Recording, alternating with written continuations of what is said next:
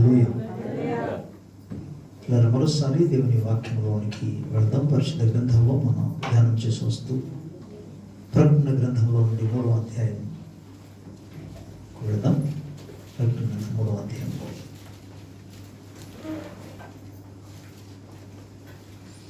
21వ వచనాన్ని చదువుకుందాం.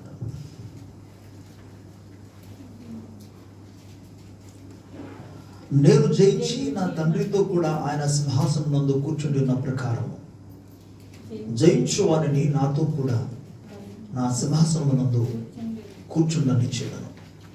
సంఘములతో ఆత్మ చెప్పుచున్న మాట చెవిగలవాడు వినుడుగాక. చిన్న ప్రార్థన. ప్రేమ కనికరం కలిగిన మా దేవాన్ని ఘనమైన గొప్ప నామానికి కృతజ్ఞత స్తుతులు స్తోత్రాలు చెల్లిస్తూ ఈ సమయంలోని దివ్య వాక్యము కొరకు నాయన మేము ఎదురు చూస్తుండగా, కనిపెడుతుండగా మాతో మీరు మాట్లాడమని ప్రార్థిస్తున్నాం. వినగల చెవులు, గ్రహించగలిగిన హృదయాలు నీ బిడ్డలందరికీ అనుగ్రహించము నాయన. మేము నీ ప్రజలను, నీవు వెలపెట్టి కొనుక్కున్న నీ బిడ్డలము నాయన, నీ స్వాస్థ్యము, నీ సొత్తు నాయన.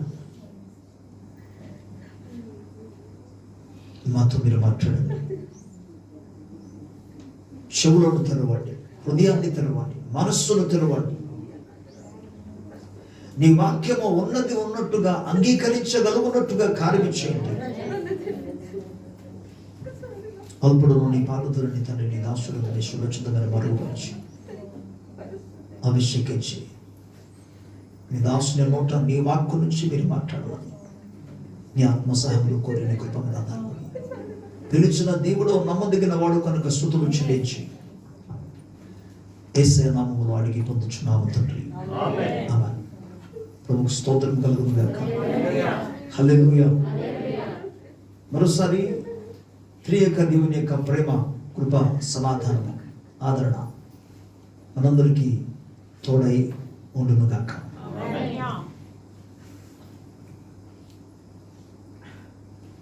ఇది నన్ను ప్రభు సముఖంలో ఇలాగ కూడుకొని దైవ వాక్యమును ధ్యానం చేయడం మన జీవితాలకు అదెంతో ఆశీర్వాదకరం, ధన్యకరం.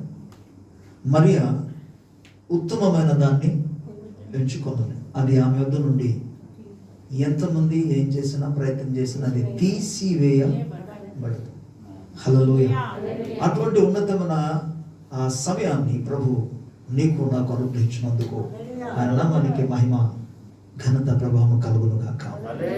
సో గత కొద్ది వారాల నుండి దేవుని వాక్యంలో మనము జయించువానికి ప్రభు ఇచ్చుచున్న బహుమానం గురించి అండ్ దేనిని జయించాలి అనే వాటిలో మనం ధ్యానం చేస్తుండగా ఈరోజు ఈ యొక్క 3వ అధ్యాయం ప్రకటన గ్రంథం 21వ వచనంలో ప్రభు ఇస్తున్న వాగ్దానం, జయించువానికి నా తండ్రితో కూడా ఆయన సింహాసనం నందు కూర్చున్న ప్రకారం జయించు వారిని నాతో కూడా నా సింహాసనం నందు కూర్చుండనిచ్చేదను. హల్లెలూయా. ఎంత అద్భుతమైన వాగ్దానాన్ని ప్రభు ఇస్తున్నాడు. ప్రపంచంలో ఏ ఒక్కరు కూడా ఇవ్వలేని యొక్క వాగ్దానం. భూలోకంలోనే ఇవ్వకపోతే పరలోకం ముందు ఎవరిస్తారు ఈ అవకాశం? సీట్ల కోసం జనాలు ఒకరినొకరు చంపిస్తున్నారు కూడా, చంపిస్తున్నారు అధికారం కోసం. పాత నిబంధన గ్రంథంలో సింహాసనము కోసం తాము పొందుకొనవలసిన సింహాసనంలో వారు నిలిచి ఉండాలనే ఉద్దేశం కలిగి సొంత కుమారులను సహితం చంపేశారు. మరి కొంతమంది ఆ సింహాసనము కోసమని తండ్రిని కూడా చంపేశారు. వారు ఏమైనా పర్లేదు, మనకి చాలా విషయాలు తెలుసు. ప్రత్యేకంగా దావీదు జీవితాలు, అబ్షలోము చేసిన పని మనకు తెలుసు. సింహాసనాన్ని తండ్రి చేత సమాధానముగా పొందుకోవడానికి కాకుండా తండ్రినే చంపడానికి తిరిగిన వాడు. సో ఓకే, ఎగ్జాంపుల్ సింహాసనాల కోసం నేను మాట్లాడేది ఏంటంటే, భూలోకంలో ఉన్న సింహాసనం కోసం, భూలోకంలో ఉన్న అధికారం కొరకు, భూమి మీద ఉన్న ఆధిపత్యం కొరకు ప్రజలు కొట్లాడుకుంటున్నారు, చంపేసుకుంటున్నారు, నరహత్య చేస్తున్నారు. కానీ ప్రభు ఇక్కడ అంటున్నాడు, నువ్వు నరహత్య చేయవలసిన పనిలే. నేను సింహాసనం ఇస్తాను, నీకు అది కూడా ఎక్కడ ఇవ్వంటే, నేను జయించి నా తండ్రి సింహాసనంలో కూర్చుని ఉన్నాను కదా, ఇప్పుడు జయించిన వారికి నా సింహాసనంలో నేను వారిని కూర్చుండబెట్టుతున్నాను. హల్లెలూయా. ఏమి అద్భుతమైన వాగ్దానం. బట్ ఈ వాగ్దానాన్ని మన జీవితాలలో, విశ్వాసాల జీవితాల్లో నెరవేర్చబడడానికి లేఖనాన్ని మనకేం చెప్తుందంటే, మనము కొన్ని వాటిని జయించాలి. ఈ దేన్ని జయించాలో ఈ లేఖనాల్లో స్పష్టంగా రాయబడింది. మనం మొదటి భాగంలోనికి మనం వెళ్ళిపోతాం. 15వ వచనంలో 14వ వచనం నేను చదువుతాను. లవోదికీయలో ఉన్న సంఘపు దూతకు ఇలాగ రాయము, ఆమె నన్ను వాడును నమ్మకమైన సత్యసాక్షియు, దేవుని దృష్టికి ఆదివునైన వాడు చెప్పు సంగతి ఏమనగా, నీ క్రియలను నేను ఎరుగుదును, నీవు చల్లగానైనను వెచ్చగానైనను లేవు, నీవు చల్లగానైనను వెచ్చగానైనను ఉండిన మేలు. రెండు విషయాలు ఇక్కడ చెప్తున్నాడు ఏంటంటే, ఒకటి చల్లని స్థితి, రెండోది వెచ్చని స్థితి. చల్లగైనా లేవు, వెచ్చగైనా లేవు, కానీ ఏ స్థితిలో ఉన్నావట? నులివెచ్చని స్థితిలో ఉన్నావని 16వ వచనం అంటారు. నీవు వెచ్చగనను చల్లగనను ఉండక నులివెచ్చనిగా ఉన్నావు అన్నాడు. ముందు నులివెచ్చని గురించి మనం ఆలోచన చేస్తే, నులివెచ్చని స్థితి అనగా అర్థం ఏంటి? ఆత్మీయ జీవితాలలో ఎదుగుదల ఎక్కువ లేదు, ఆత్మీయ జీవితంలో ఎదుగుదల తక్కువ లేదు. మరి ఏ స్టేజ్లో ఉన్నారు? మధ్యస్థాయి నుండి ఈయన తృప్తి చెందిపోతున్నాడు. త్వరలేదు, పూర్తిగా ప్రార్థన మానలేదు, అలాగని చెప్పేసి ఎక్కువ ప్రార్థన కూడా దేవుడి సంతలో ఎక్కువ, ఓకే భక్తిగా ఎక్కువ జీవించకపోయినా మొత్తానికి ఒక లెవెల్లో ఉన్నాను అని స్థాయిలోనికి వచ్చిన వాడు ఇక్కడ ఉన్నారు. ఈ సంఘపు పరిస్థితి ఆ విధంగా ఉంది. ఈ వాక్యాన్ని మనం ధ్యానం చేస్తుండగా, ప్రభువు ఈ వాక్యం ద్వారా మాట్లాడుతుండగా మన గురించి మనం పరిచయం చేసుకోవాలి. మన ఇతరులకు పాయింట్ అవుట్ చేయవలసిన పని లేదు. ఇక్కడ మన గురించి మనమే పరిశీలన చేసుకోవాలి, మన ఆధ్యాత్మిక జీవితాల గురించి.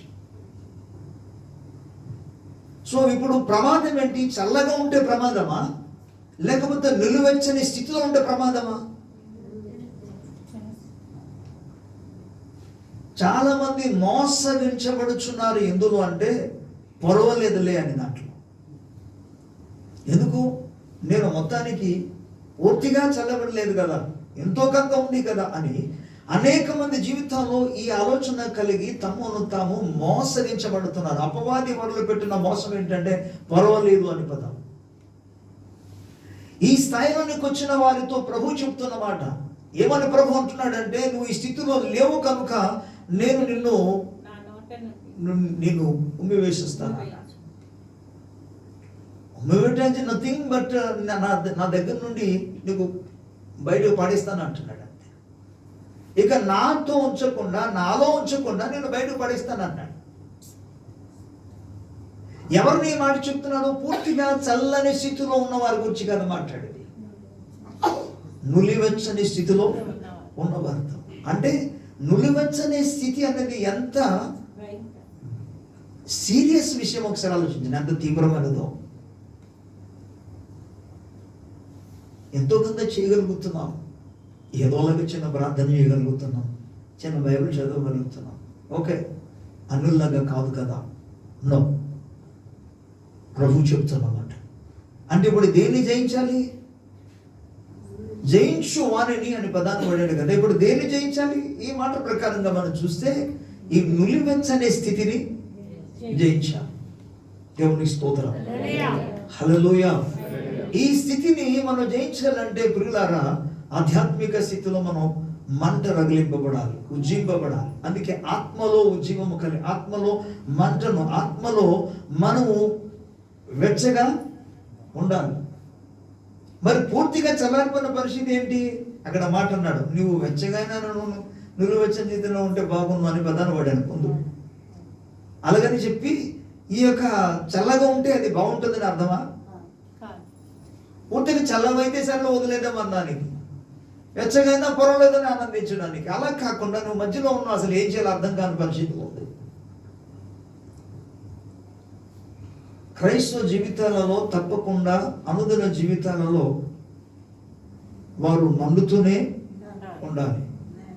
ఆధ్యాత్మిక జీవితాల్లో ప్రజ్వలిస్తుండాలి. అందుకే యోహాను గురించి లేఖనం ఏం చెప్తుందంటే, అతడు మండుచు ప్రకాశించుచుండెను. ఎవరు? ఎక్కడ మండాడు? ఆయన ఎక్కడ మండాడు అని అంటే, ఎక్కడ మండుచు ప్రకాశిస్తున్నాడు అంటే దేవుని సన్నిధిలో మండుచున్నాడు, లోకంలో ప్రకాశిస్తున్నాడు. నిన్ను నీ ఆధ్యాత్మిక జీవితంలో మండింప చేయగలిగిన స్థలం ఏమైనా ఉన్నదంటే అది దేవుని సన్నిధి మాత్రం. నిన్ను నువ్వు మండింప చేయగలిగిన స్థలం, ప్రాంతం ఏమైనా ఉన్నదంటే అది దేవుని వాక్యము మాత్రమే. ఎందుకంటే నా వాక్యము అగ్ని వంటిది. 8 గ్రంథంలో 32 అధ్యాయంలో ప్రభు మాట్లాడుతుంటే నా వాక్యము అగ్ని వంటిది కదా. దేవుని వాక్యమే నిన్ను మండింప చేయగలదు. గత దినాలలో దేవుని వాక్యమే జ్ఞాపకం చేశాను. ప్రభు వాక్యం ఒక వ్యక్తి చల్లారిపోయినా, ఒక వ్యక్తి పూర్తిగా దిగజారిపోయినా, ఒక వ్యక్తి మధ్యస్థితిలో ఉన్న అంటే నులివెచ్చని స్థితిలో ఉన్న,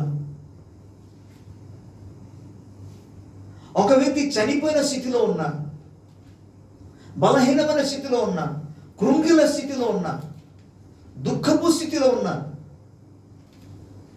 ఏ స్థితిలో ఉన్నవారిని సహితము బలపరచగలిగింది, లేవనెత్తగలిగింది ఏంటో తెలుసా? అందుకు చెప్పాలి, దేవుని వాక్యం.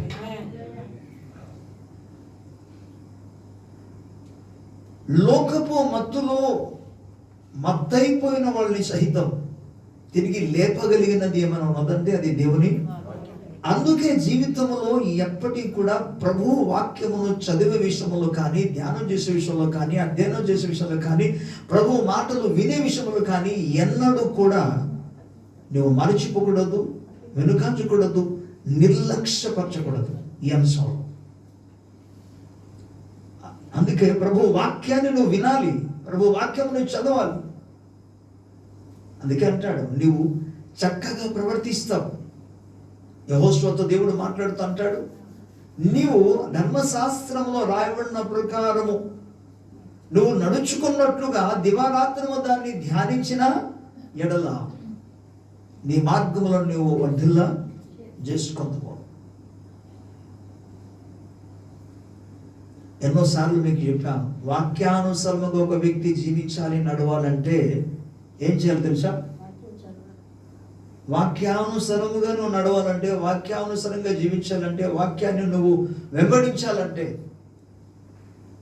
పాస్టర్ గారి దగ్గరికి వెళ్తే కదా జరగదు. పాస్టర్ గారు ఏదో 2 మాటలు నీకు చెప్తారు, ప్రోత్సహిస్తారు, మీ కొరకు ప్రార్థన చేసి వదిలిస్తారు అంతే. పాస్టర్ గారు నిత్యం నీతోనే ఉంటారా? కాదు కదా.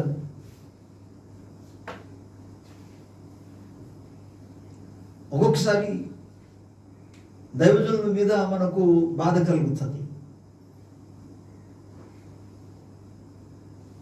నాతో సమయం కేటాయించడం లేదని, లేదా మా ఇంటికి రావట్లేదని. వారు మీతో సమయం గడపలేరు, మీ ఇంటికి ఎల్లప్పుడూ రాలేరు. ఎందుకంటే వారు కూడా రక్త మాంసంలో ఉన్నారు, వారు కూడా సామాన్య మానవులే. యేసు ప్రభు నిరంతరం వాళ్ళతోనే ఉండాలని వారు ప్రయత్నం చేశారు. కొత్త నిబంధనలో మనం ఈ యొక్క 4 స్వార్థలు మనం చూస్తాం, వారితోనే ఉండిపోవాలని వాళ్ళ ఆశ. కానీ యేసు ప్రభు వారికి చెప్పిన మాట ఏంటి తెలుసా?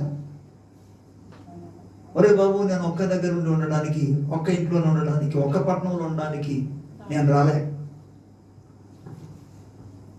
నా తండ్రి చేత నెరవేర్చబడాలంటే నేను అనేక ప్రాంతానికి వెళ్ళాలి, ఏరేరే గ్రామానికి వెళ్ళాలి, అక్కడ ఉన్న ప్రజలకి నేను స్వార్థ చెప్పాలి, వాక్యాన్ని బోధించాలి, అక్కడ ఉన్న రోగులను స్వస్థపరచాలి, దైవ మార్గాన్ని వారికి కూడా బోధించాలి, ఒక్క గ్రామానికి కాదు. కాబట్టి ఒక్క కుటుంబానికి కాదు పాస్టర్ గారు. ఇప్పుడు పాయింట్ ఏంటంటే, నేను ఎందుకు పాస్టర్ల గురించి తీసుకొచ్చానంటే, పాస్టర్ గారు నీతో ఎల్లప్పుడూ ఉండలేరు. నీతో ఎల్లప్పుడూ ఉండగలిగిన వాడు ఎవరు అంటే ప్రభువు మాత్రమే. ప్రభు మాత్రం నీతో ఉండగలడు. అలాగే నీతో ఎల్లప్పుడూ ఉండగలిగినది దేవుని వాక్యమే. అందుకే యెహోషువతో దేవుడు అన్నాడు, యెహోషువ, నువ్వు వాక్యానుసారంగా నడవాలంటే వాక్యాన్ని నీవు ధ్యానం చేయాలి. నువ్వు ఇది చేయగలిగితే నీ మార్గంలో వర్ధిల్లగలవు. ఓకే, ప్రభు స్తోత్రం. ఇప్పుడు మరలా మన పాయింట్ అనుకుందాం. నీవు నులివెచ్చని స్థితిలో నుండి మరలా వెచ్చనైన స్థితిలోనికి రావాలంటే ఏం చేయాలి? దేవుని వాక్యము ధ్యానం చేయాలి. దేవుని వాక్యం ధ్యానం చేయాలంటే మొదట దేవుని వాక్యము నీవు చదివి ఉండాలి. చదివిన వాక్యాన్ని మనం ధ్యానం చేయాలి. సో వీటిని చేస్తున్నప్పుడు, అందుకే వాక్యము కానీ చదవకపోతే, బైబిల్ గ్రంథము కానీ ఇంట్లో ఉంటుంది. చాలా మంది కూడా, నా దగ్గర బోల్డ్ బైబిల్ ఉన్నాయి. తెలుగు బైబిల్స్ ఒక 2-3 ఉంటాయి. ఇంగ్లీష్ బైబిల్స్ బహుశా ఒక 4-5 ఉంటుంది. కామెంటరీస్ ఉన్నాయి. ఉంది అంతే. ఉంటే ఏం ప్రయోజనం? ఏం చేయాలి? బైబిల్ చదవాలి. నా దగ్గర అనేక మంది యొక్క విశ్వాసుల యొక్క జీవిత చరిత్రల పుస్తకాలు కూడా ఉన్నాయి. కొన్ని తీసుకొచ్చి ఉంచాను. అప్పుడప్పుడు తీస్తుంటాను, దాన్ని చదువుతుంటాను. చదవకుండా ఉంచితే ఏం ప్రయోజనం? ఉపయోగించాలి వాటిని.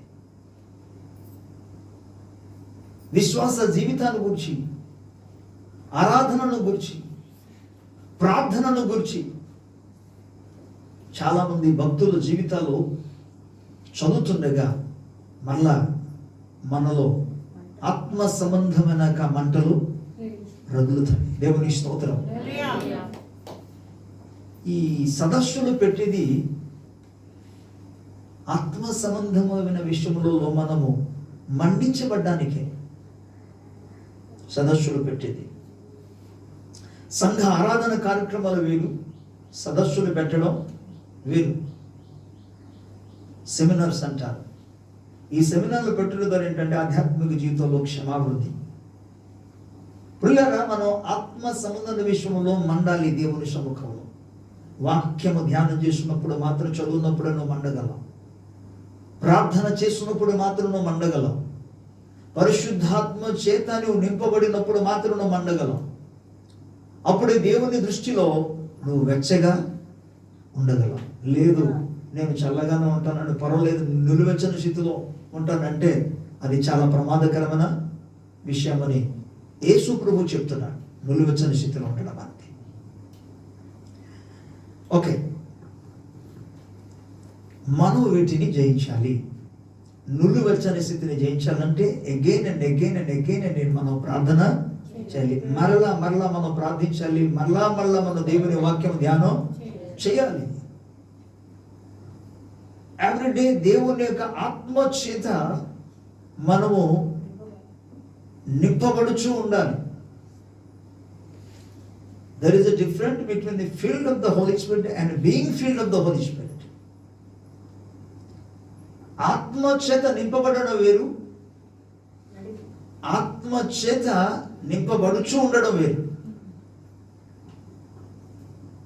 ఎఫెసీయులకు రాసిన పత్రికలో అదే అంటాడు, మీరు మద్యములతో మత్తులై ఉండకూడదు, కానీ ఆత్మ పూర్ణులై ఉండు.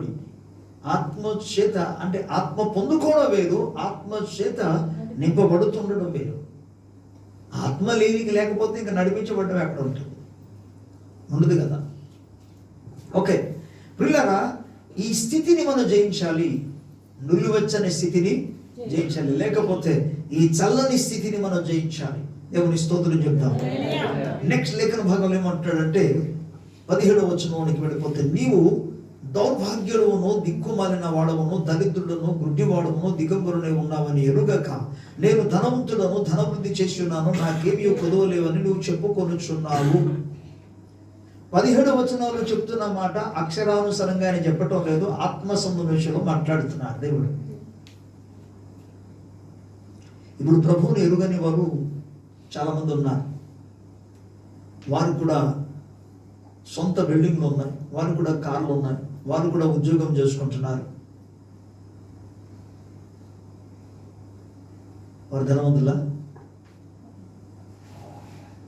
యేసు ప్రభువు ఇక్కడ చెప్తున్న విషయం ఏంటంటే ఆత్మ సంబంధన విషయంలో మాట్లాడుతున్నారు. భూ సంబంధమైన ఏది కూడా గమనించండి, భూలోకంలో ఒక మానవుడు సంపాదించినది ఏది కూడా వాడు తీసుకొని వెళ్ళలేదు. అంటే భూలోకములో సంపాదించిన సమస్తము కూడా భూలోకానికే చెందింది తప్ప అది పరలోకమునకు చెందినది కాదు.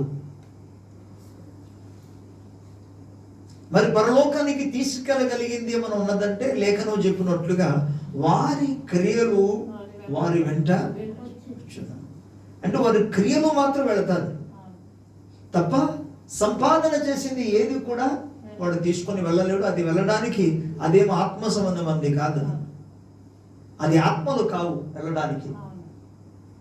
అది కేవలం మట్టి, కేవలం వెండి బంగారం సామాన్యమైన వస్తువులు మాత్రమే.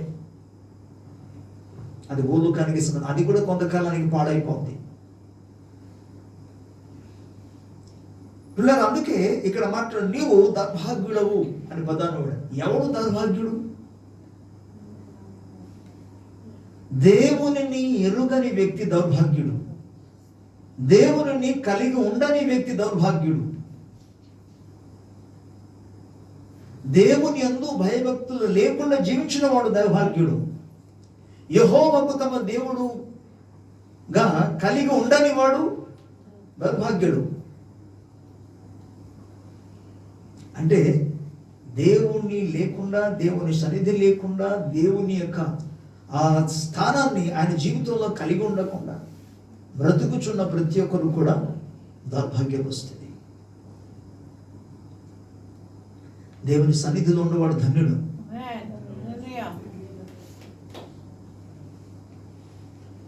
యెహోవాకు తమ దేవుడు కాగల జనులు ధన్యులు.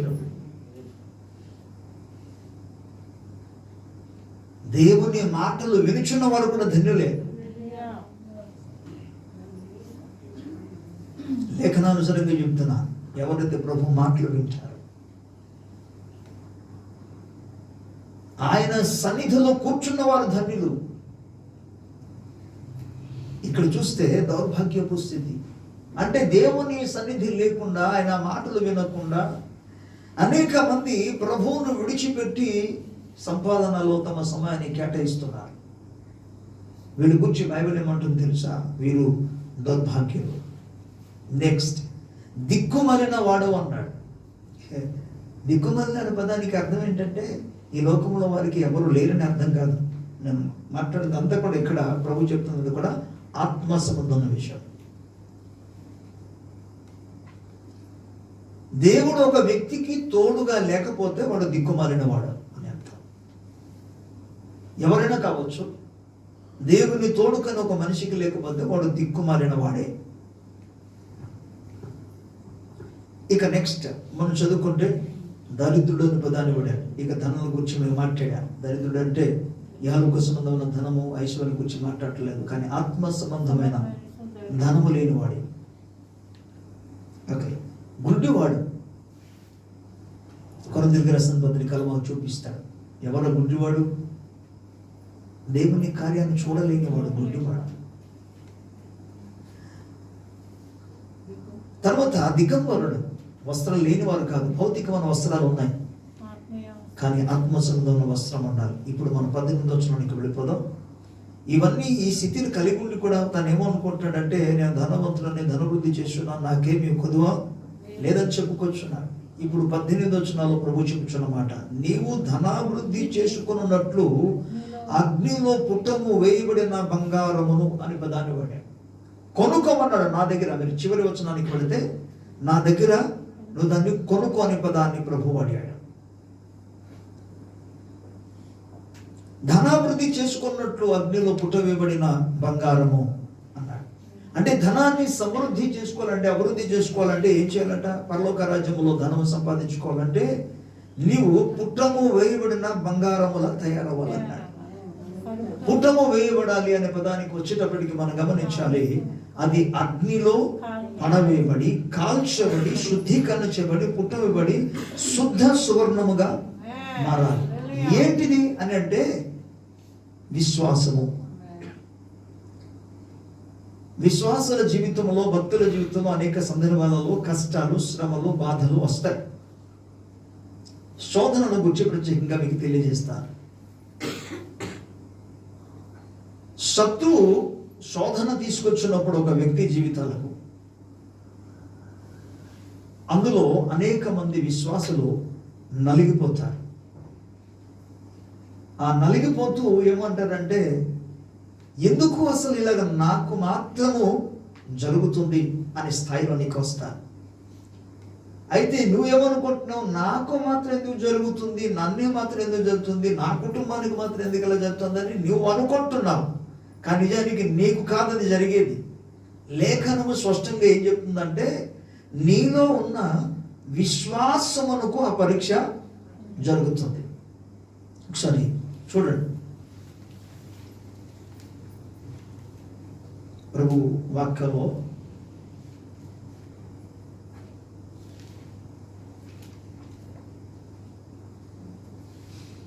పేతురు రాసిన మొదటి పత్రిక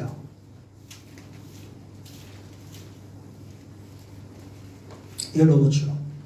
పేతురు రాసిన మొదటి పత్రిక 7వ వచనం. నశించుపోవు సువర్ణము అగ్ని పరీక్ష వలన శుద్ధపరచబడుచున్నది కదా, దానికంటే అమూల్యమైన మీ విశ్వాసము ఈ శోధనల చేత పరీక్షకు నిలిచినదై యేసుక్రీస్తు ప్రత్యక్షమైనప్పుడు మీకు మెప్పును మహిమయు ఘనతయు కలుగుటకు కారణమగును. హల్లెలూయా. వీళ్ళని ఇక్కడ సువర్ణము వల్లే, పుట్టము వేయబడిన సువర్ణం వల్లే మారుట అనేది ఎప్పుడు జరుగుతుందంటే శోధన జరిగినప్పుడు. ఈ శోధనను గురించి మాట్లాడుతూ పేతురు స్పష్టంగా చెప్తున్నట్టు అంటే, నశించిపో సువర్ణము కూడా. అబ్బా, అద్భుతంగా రాశాడు కదా. సువర్ణము నశించడానికి సిద్ధముగా ఉంది, కానీ నశించిపోవు సువర్ణము కూడా అది అగ్ని పరీక్ష ద్వారా శుద్ధీకరణ చేయబడుతుంది. దేవునికి స్తోత్రం. నా మాట మీకు అర్థం కాలే. చూడండి, నశించిపోచున్న సువర్ణము కూడా మరలా చెప్తున్నా, అగ్ని పరీక్ష ద్వారా అది శుద్ధి చేయబడుతుంది. అంటే నశించకుండా మరలా అది బాగు చేయబడుతుంది. ఎప్పుడు? అగ్నిలో వేయబడుట ద్వారా, అగ్నిలో అది కాల్చబడుట ద్వారా. ప్రభుకి స్తోత్రం చెప్పాలి. అదే విధముగా నీలో ఉన్న, నీకు కాదు ఆ పరీక్షలు, నీకు కాదు ఆ శోధనలు, నీలో ఉన్న ఆ విశ్వాసం. ఏంటి ఆ విశ్వాసం? యేసే ప్రభు అని నమ్ముకున్నావు కదా. యేసే నా ప్రతి అవసరము తీర్చగలడని నమ్ముచున్నావు కదా. యేసయ్యే నన్ను స్వస్థపరుస్తాడని నమ్ముచున్నావు కదా. దానికి కలుగుతుంది పరీక్ష, దానికి కలుగుతుంది ఈ యొక్క అగ్ని వంటి పరీక్ష. ఆ పరీక్షలను జయించాలి. ఓకే, నేను 3 రకాలుగా చెప్తాను. ఒకటి, యేసు ప్రభు, ఆయన నా రక్షకుడు. నువ్వు కలిగి ఉన్న ఈ విశ్వాసాన్ని పడగొట్టడానికి అపవాది ఇహలోక సంబంధమైన కష్టాలన్నీ తీసుకొచ్చి, ఇరుకులు ఇబ్బందులు పెట్టి, ప్రజల చేత బాధింపజేసి, ప్రజల చేత హింసించ చేస్తున్నప్పుడు నీలో ఉన్న విశ్వాసము దినదినం తగ్గిపోవడానికి, చల్లారిపోవడానికి దారి తీస్తుంది, నువ్వు స్థిరంగా ఉండకపోతే. అంటే ఇప్పుడు ఏమొస్తుంది? నేను చాలా మంది విన్నాను, ఎవరు సంబడి చెప్పారు.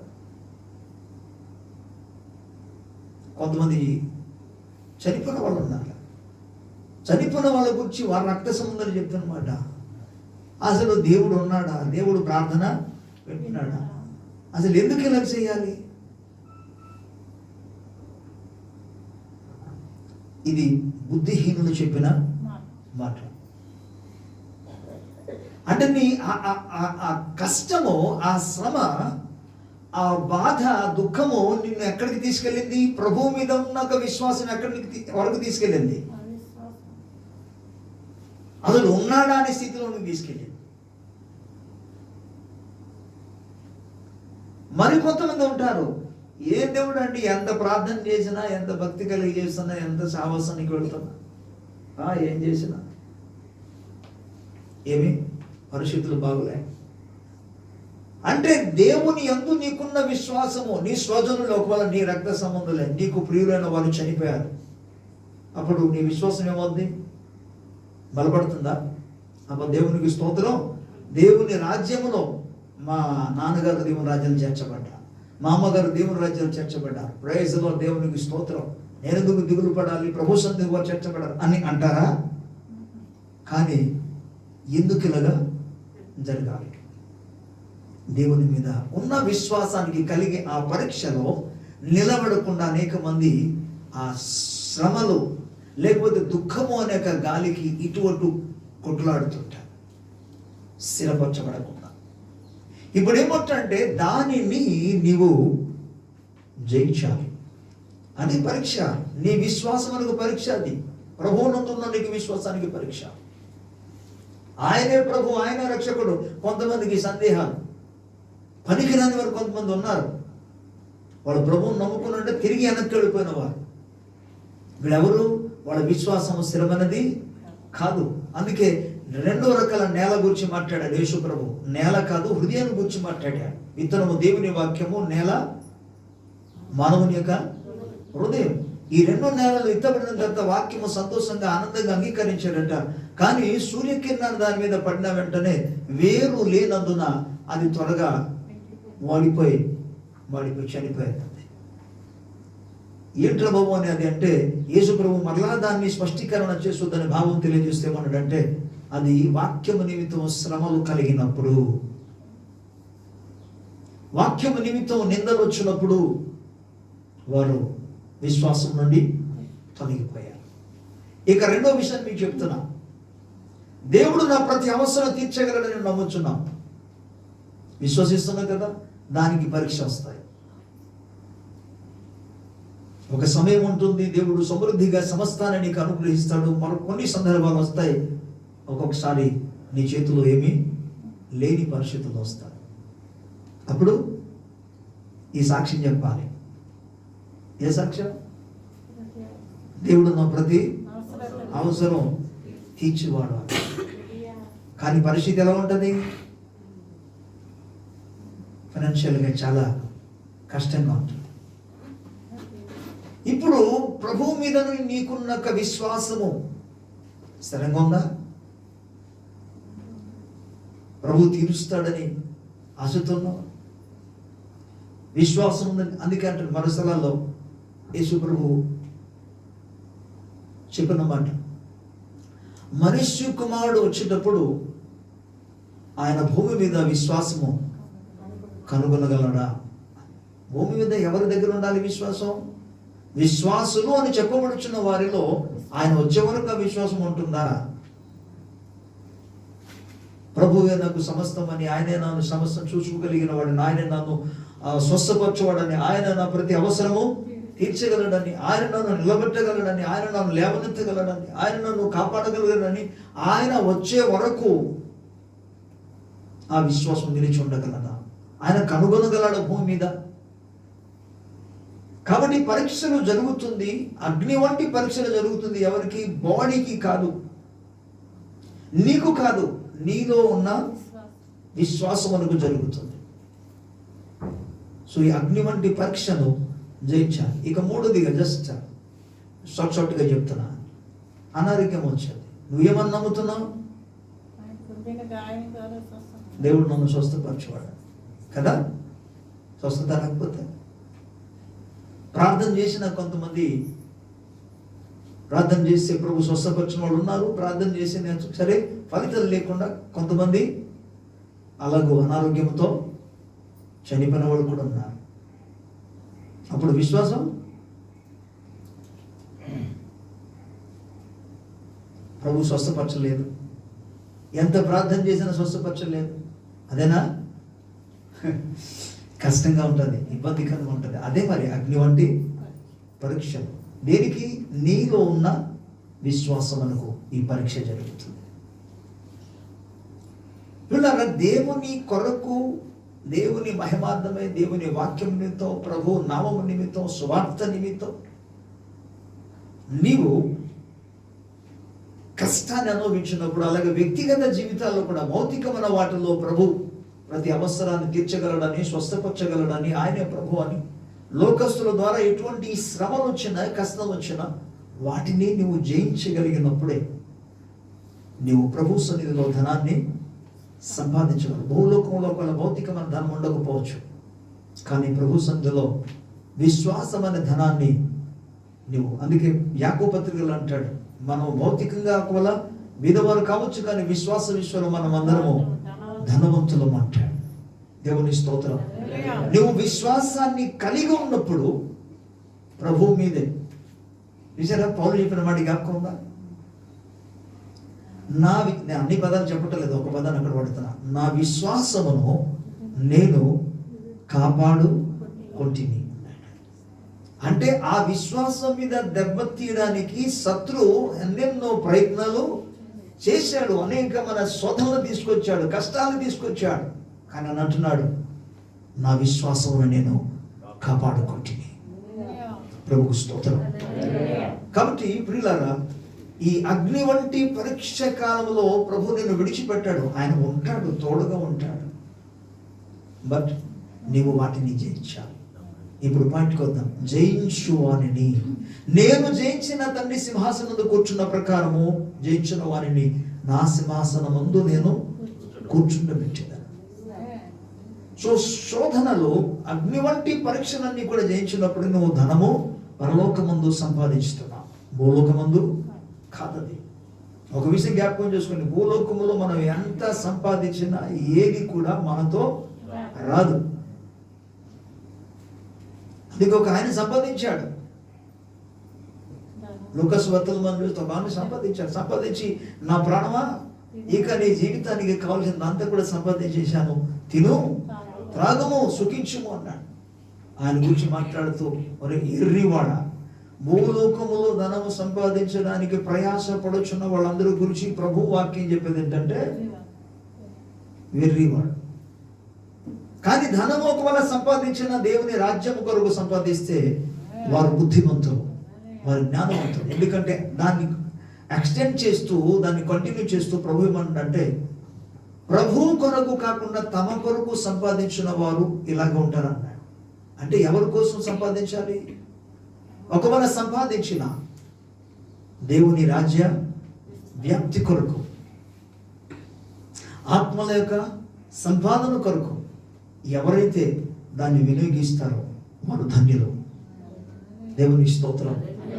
వారి సంపాదన. అందుకే మళ్ళా యోహాను సువార్తలో ప్రభు మాట్లాడుతామంటే, భూలోకంలో వీళ్ళు దొంగలు వచ్చి కన్నము చేసి దోచుకునే స్థలాలు ఎందుకయ్యా ధనాన్ని సంపాదిస్తారు? దొంగలు వెళ్ళలేని, దొంగలు చేరలేని, దొంగలు వెళ్ళి కన్నము వేయలేని అటువంటి యొక్క దేవుని రాజ్యంలో మీరు ధనాన్ని సంపాదించుకోండి అంటే. Praise the Lord. ఈ ధనం అంతా కూడా కేవలము మన ప్రభు సముఖంలో ప్రయాసపడినప్పుడు, ప్రభు కొరకు మనం పెట్టుబడి పెట్టినప్పుడు ఈ ధనాన్ని మనం సంపాదించగలం. ఇంకా వాటిని గురించి అనేక విషయాలు ఉన్నా ఇప్పుడు చెప్పడానికి సమయం లేదు. నెక్స్ట్ వాక్యంలో మనం చూద్దాం. కింద భాగంలో మరో పదాన్ని వాడాడు. 18 వచ్చిన ఏమంటాడంటే, నీ దిశముల సిగ్గు కనబడుకున్నట్లు ధరించుకుంటకు తెల్లని వస్త్రమును కొనుక్కోమన్నాడు. ఎవరి దగ్గర? ప్రభు అంటాడు, నా దగ్గర కొనుక్కోమన్నాడు. ఇది కూడా ఆత్మ సంబంధం విషయం చెప్పాను. నీ దిగంబరత కనబడుకున్నట్లుగా నా దగ్గర కొనుక్కోమన్నాడు. విచిత్రమైన విషయం ఏంటంటే, ఇక్కడ ఆయన కొనుక్కోమని పదాన్ని వాడాడు. నా దగ్గర ఉంది కానీ కొనుక్కో.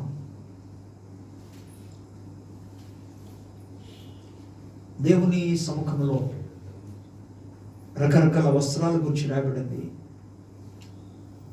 మహిమ వస్త్రం,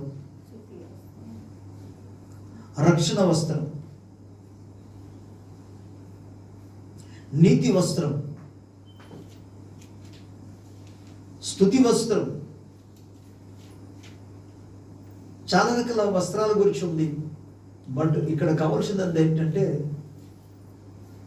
నీతి, మహిమ. ఆదాము హవ్వలు ఒక్కసారి దేవుని వాక్యానికి అవిధేయత చూపిన వెంటనే వారికి ఉన్న మహిమ వస్త్రాన్ని వారు కూలిపోయారు. క్రొత్త నిబంధనలో దేవుడు మనకు నీతి వస్త్రాన్ని అనుగ్రహించాడు, పరిశుద్ధత అనే వస్త్రాన్ని ఇచ్చాడు. ఆ మహిమ వస్త్రంతో ప్రతి ఒక్కరు కూడా కప్పబడి ఉండాలి. అది ఎవరి దగ్గర ఉంది? షాప్ ఒకటే, ఆయన దగ్గర దొరుకుతుంది. ఏ కాలేజీలో మీకు దొరకదు. సిఎంఎల్లో కానీ, లక్కీ షాపులో కానీ, ఆర్కిలో కానీ, ఈ షాపింగ్ మాల్లో మీకు ఏమాత్రం దొరకదు ఈ వస్త్రాలు. అంతేకాకుండా తెల్లని వస్త్రం కావాలంటే దొరకదు. ఇవన్నీ షాపులు వెతికినా. కానీ ఇక్కడ గమనిస్తే ప్రభు ఒక్కడే ఈ వస్త్రం ఇవ్వగలడు, తన దగ్గర కొనుక్కోవాలి. ఇక్కడ ఆయన దగ్గర మనం కొనుక్కోవాలి అని అంటే ఆ మాటకు అర్థం ఏంటంటే వెల చెల్లించాలి అన్నాడు. ఎలాగ వెల చెల్లిస్తారు?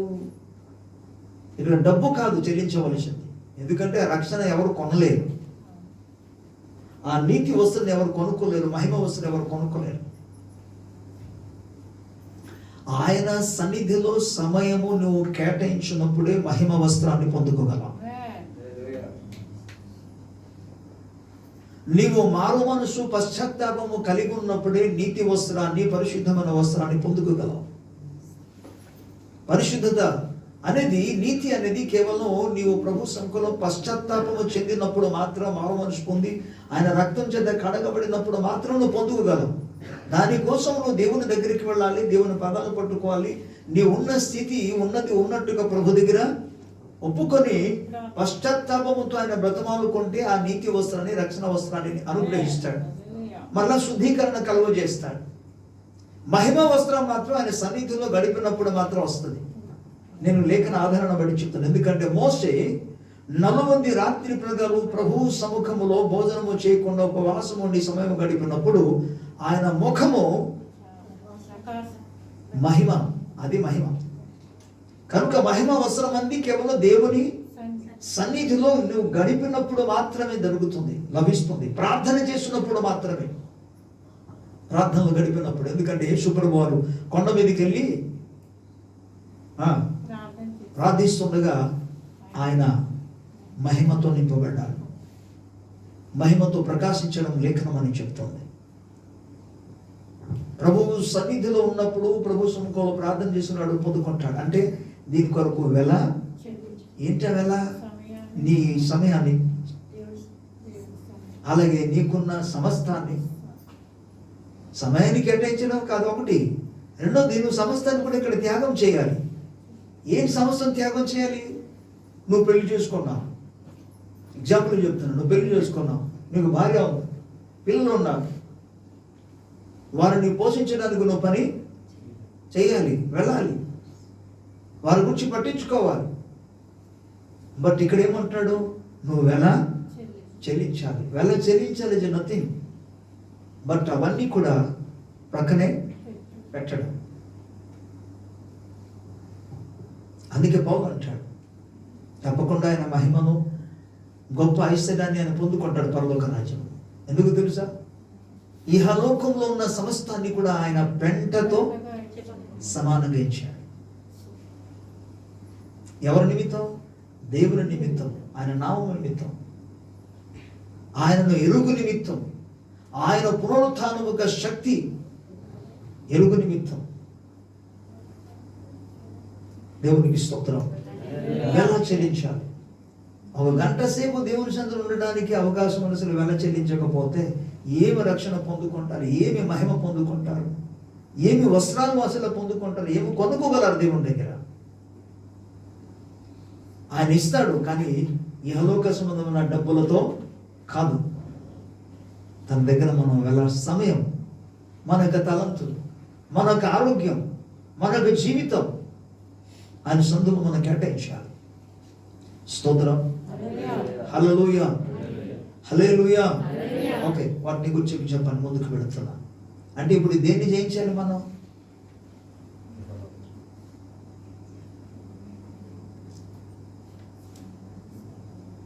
ఇహలోక సంబంధమైన బంధాలు ఒక్కొక్కసారి మనం త్యాగం చేయాలి, వాటిని జయించాలి.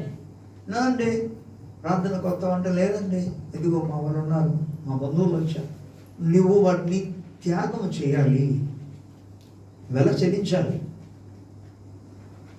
పలానా పని నాకు ఉందండి, ఓకే పని ఉంది, నేను కాదంటలేదు, కానీ ఏం చేయాలి? దాన్ని వాటిని నువ్వు త్యాగం చేయాలి. దట్ మీన్స్ జయించాలి. దాని అర్థం వాటిని జయించాలి. Praise God. దేవునికి స్తోత్రం. హల్లెలూయా. అప్పుడు నువ్వు తెల్లని వస్త్రం ధరించుకుంటావు. తెల్లని వస్త్రంలో మరో పదం ఏంటంటే నీతి వస్త్రం అని అర్థం. ఓకే. తర్వాత మూడోది, నీకు దృష్టి కలుగునట్లు నీ కనులకు కాటు కనునాయన కొనుమను నీకు బుద్ధి చెప్పుచున్నాను. ఏం కలగాలి? దృష్టి. దృష్టి కలగడం ఏంటి? నీకు కనబట్టలేదేంటి?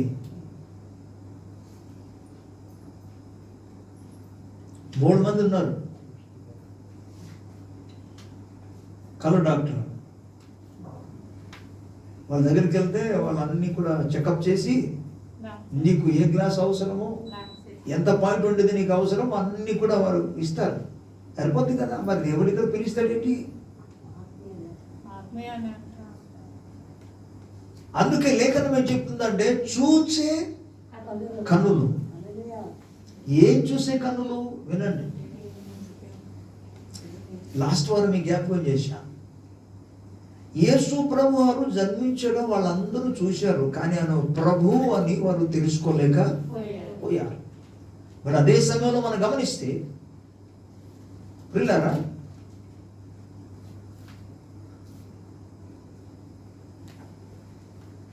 ఎలిజబెత్ చూడగలిగింది, మరియా చూడగలిగింది, గొర్రెల కాపర్లు చూడగలిగారు, సిమియోను చూడగలిగాడు, అన్న చూడగలిగారు. భక్తులలో అనేక మంది దేవుని కార్యాలను వారు చూడగలిగారు. కానీ ఈనాడు పరిస్థితులు ఏది జరుగుతున్నా సరే చూడలేని స్థితిలో ఉన్నారు అనేక మంది. ఇప్పుడు ఏం కావాలి? కళను చూడడం కాదు కావాల్సింది, దేవుని కార్యాలను చూడగలగాలి. అందుకే చూచే కన్నులు, చూచుచున్న మీ కన్నులు ధన్యమైనది అంటాడు యేసు ప్రభువు శిష్యుల గురించి మాట్లాడు. చూచే కన్నులు అన్న వెంటనే ఇక్కడ అర్థం ఏంటంటే, అర్థం ఏమనుకుంటారంటే చాలా మంది, దేవుడు ఏదో ఒక వ్యక్తిని స్వస్థపరిస్తే ఆయన చూసి అబ్బా స్వస్థపరచడం చూసామండి, అది కాదు ఇక్కడ కావాల్సింది. యేసుక్రీస్తు ప్రభువును చూడగలిగిన కన్నులు కావాలి. యేసుక్రీస్తు ప్రభు వారు జీవితాలలో ఎటువంటి కార్యం చేస్తున్నారో చూచి గ్రహించగలిగిన స్థితిలోనికి రావాలి. చూడటం అంటే మరో పదానికి అర్థం ఏంటంటే గ్రహించడం. నువ్వు కళ్ళ ఎదుట జరుగుతున్న కార్యాన్ని చూసి కూడా గ్రహించలేని స్థితిలో కూడా మంది ఉన్నారు. ఎందుకు ఇలా జరుగుతుంది, దేనికోసం ఇలా జరుగుతుంది అనే విషయాన్ని చూస్తున్నారు, బట్ గ్రహింపు లేదు. అందుకంటాడు చూచే కన్నులు. కనబడలేదు. దేనికి? బీలాముకు కనబడలేదు, గాడిద చూడగలిగింది. చూచే కన్నులు లేక అనేక మంది వెళ్ళి సమస్యలు పడుతున్నారు. కానీ చూడగలిగితే అపాయం నుండి తప్పించుకోగలరు. దేవుని స్తోత్రం. ప్రత్యేకంగా దేవుని కార్యాలను మనం చూచేవారుగా ఉండాలి. చూసినప్పుడు గ్రహించాలి. మనం చూసినప్పుడు గ్రహించాలి. ఇప్పుడు చైనాలో భయంకరమైన వర్షంతో, కుండపోతు వర్షమును బట్టి వరదల మూలంగా వేల కొలది కార్లన్నీ కూడా కొట్టుకొని పోతున్నాయి. ఓకే, న్యూస్లో చూసాం, లేకపోతే నేను ఇప్పుడు చెప్తున్నా. చూసిన వాళ్ళు చూశారు. ఏంటి అర్థమైంది? ఒకటి అర్థమైంది. ఏంటి అర్థమైంది? చాలా మంది తెలుసా? వర్షం వచ్చింది అది, కానీ నిజానికి అది కాదు. అది చూస్తున్నప్పుడు అసలు ఏం అర్థమవుతుందంటే ప్రభువు రాకడ సమీపిస్తుందని. 1000 సంవత్సరాల తర్వాత వచ్చిందట మనకి. అమెరికాలో కొన్ని ప్రాంతాల్లో, కాలిఫోర్నియాలో ప్రత్యేకంగా వారి జీవితంలో అసలు -30 ఉండేవాళ్ళు వాళ్ళందరూ. కానీ వాళ్ళకి మైనస్ కాదు, +30, 40కి వెళ్ళిపోయింది. తట్టుకోలేరు, అంత భయంకరమైన వేడి. అని వాళ్ళు మైనస్లో ఉండేవాళ్ళు అందరూ కూడా. అలాంటిది ఇప్పుడు ప్లస్ అయిపోయింది, +30కి వెళ్ళిపోయింది, +40కి వెళ్ళిపోయింది. అందుకే వారు ఎండకు తట్టుకోలేకపోతున్నారు. అంతమందిని కాకుండా ఆ ప్రాంతంలో ఉన్న అడవిలంతా కూడా తనంతట తానే ఆ వేడికి మొత్తం కాలిపోతుంది. ఏంటి అర్థమవుతుంది?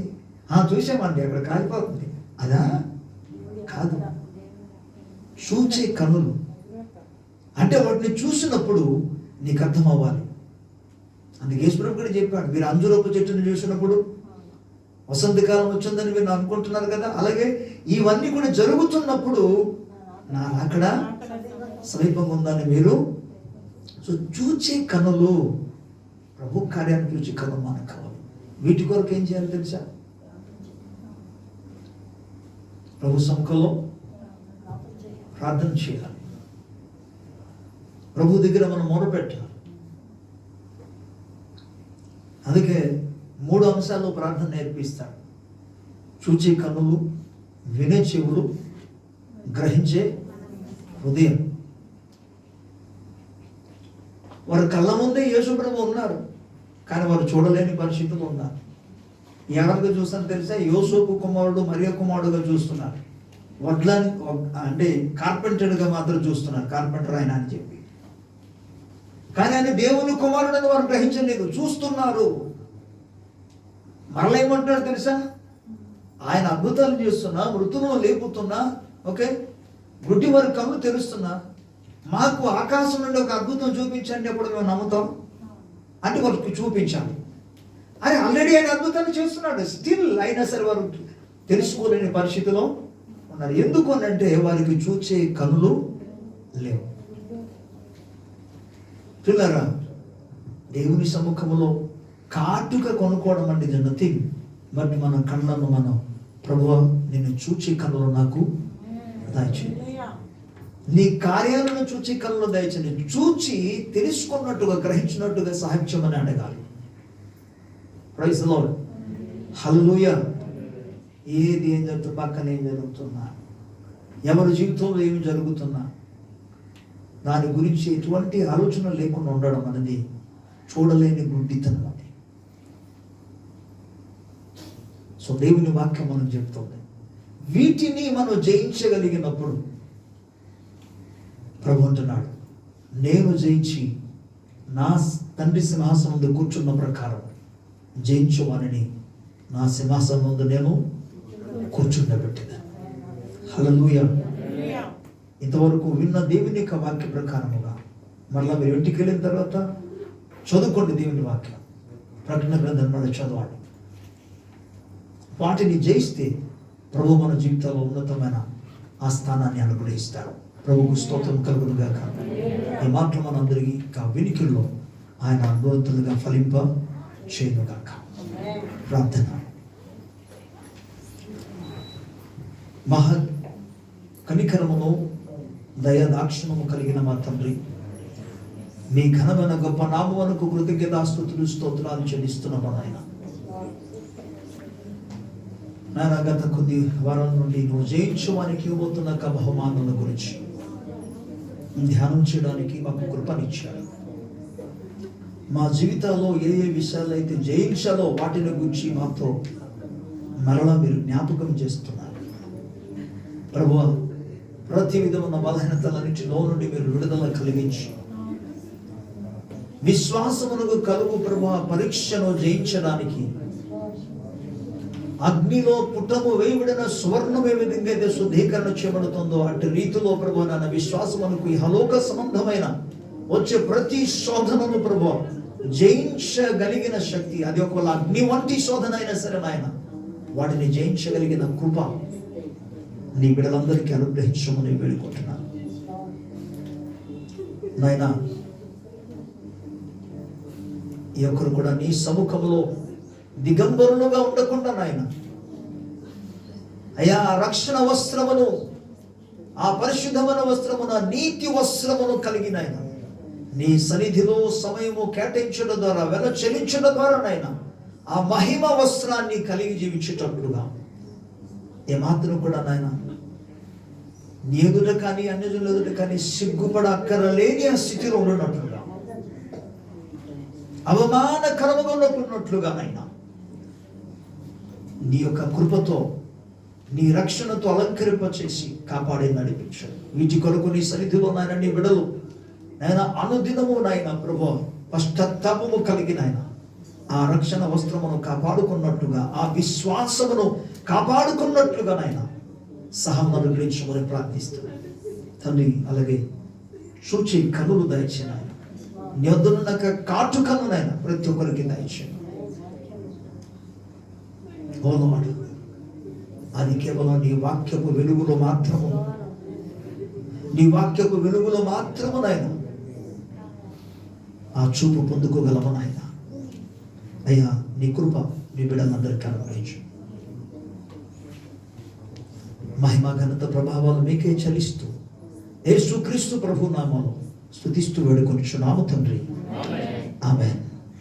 Praise the Lord. దేవునికి స్తోత్రం.